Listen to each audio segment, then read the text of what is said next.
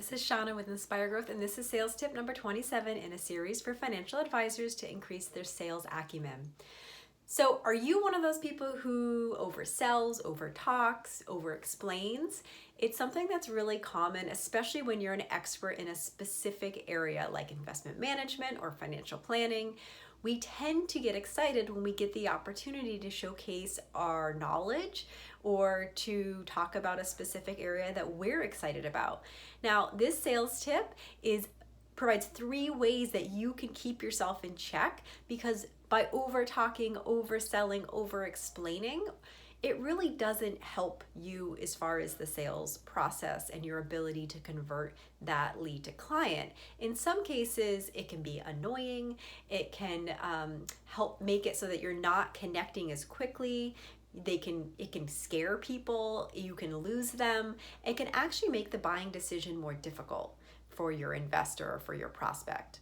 So I want to share 3 tips to help you not oversell, over-explain, or talk too much. So the first one is the most important, and this is you should be sure that you are not doing the majority of the talking. So pay attention to what you're doing in your conversations with prospects. If you're talking 80% of the time, that is too much.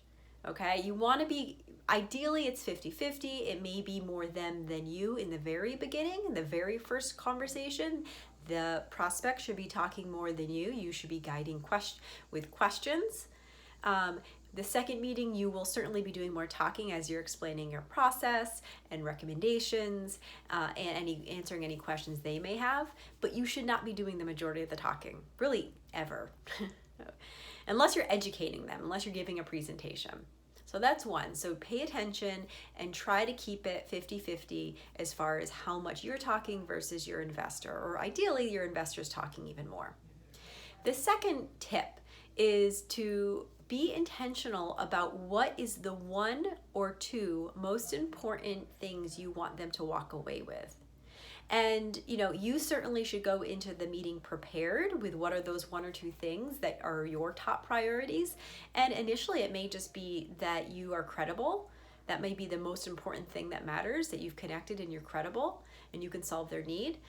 But you have to also be flexible enough to be able to hear what their needs are in the conversation, and so you're providing relevant solutions. You're not, again, you could probably talk about everything you do, but they're not looking for everything. They're looking for the 1 or 2 things that they're coming to you for, so focus there. So be very clear with yourself. If they walk away from this meeting, if I met them in the parking lot afterward, if I asked them, what did you learn? What was your key takeaway? Would they tell me the thing that you want them to take away? Would it be the thing that matters most to them? Okay, really important. And then the third tip around not over talking or overselling is to understand where they are. So you want to meet people where they are, and a trick to do this is to have 3 different levels of people in mind that you're prepared to talk to. One is like absolutely novice, someone that is at a very basic or zero expertise on the area that you're going to talk about, whether it's planning or investment management.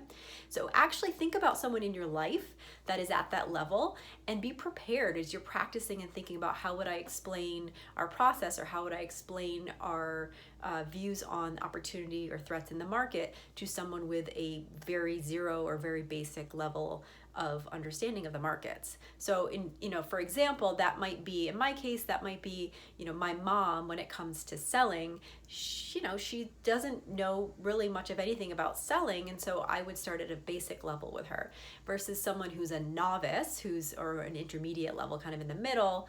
So if you're novice and you're intermediate in the middle, who is that person? Okay, so that might be my sister. She's already kind of a natural salesperson. Maybe she hasn't been trained formally, but she naturally understands and has experience in influence. And so how would I explain a specific topic or a specific area, or provide guidance to her? And then what is that expert level? So who is an expert? So that might be someone I worked with who was a sales manager. How would I support and help them? How would I help get them on board as far as my ability to help solve their needs? So you have to meet people where they are. It's really helpful to have those 3 levels, so novice, intermediate, and expert, are in your head as far as, okay, how can I classify where this person is and what is my approach and how am I changing what I'm saying and how deep I'm going, what resources I'm using, what stories I'm using to meet them where they are. So again, this is a lot about preparation and self-awareness. So if you are looking to really connect and you don't want to lose people in the conversation, use these 3 tips to help you avoid overselling, over-explaining, and talking too much. So if you like this tip, follow me on LinkedIn at Shauna Mace or visit us at inspiregrowth.co.